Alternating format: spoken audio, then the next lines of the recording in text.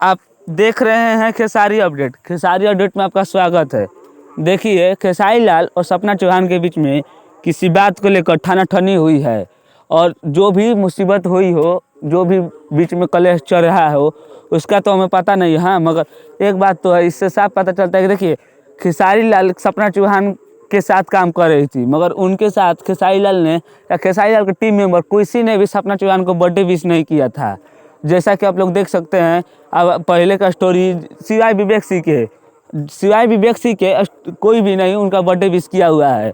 तो इस बात से पता लग रहा है कि कुछ ना तो कुछ बात हुई है, क्योंकि खेसारी लाल ने ही सपना चौहान को इस इंडस्ट्री में लाया है।